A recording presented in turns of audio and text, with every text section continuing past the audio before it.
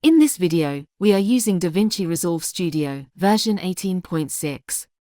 We've set up a 1920 by 1080p 59.94 project, with some background footage on the timeline, and we want to superimpose rolling credits over this footage. Let's begin by launching a new project in CineCast Studio. To speed up credits entry, we'll use the keyboard function keys F1 to F8 to select presets, and we'll use keyboard shortcuts for selecting left, center or right column. Okay, let's enter the credits. As you type, CineCast uses the font and layout settings to automatically position the credits text. Even the capitalization is automatic, and of course, you can change the font and layout settings at any time, and re-render the project. You can also change the sequence of credits, using cut and paste of entire clusters. You can even move clusters from the left column to the right column, and vice versa. CineCast also manages the positioning of graphics logos automatically.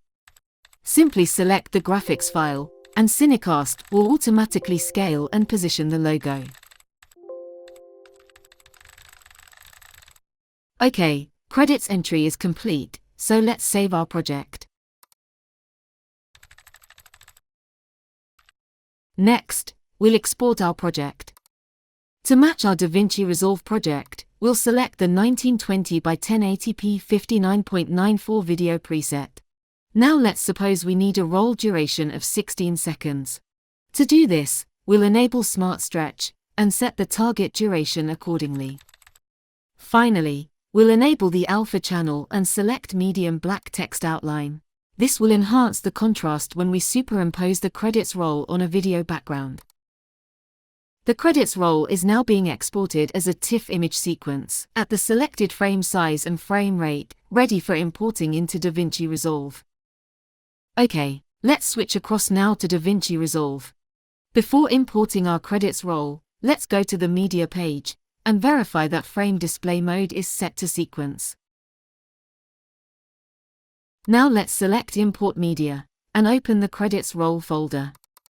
Select all the image files and press Enter.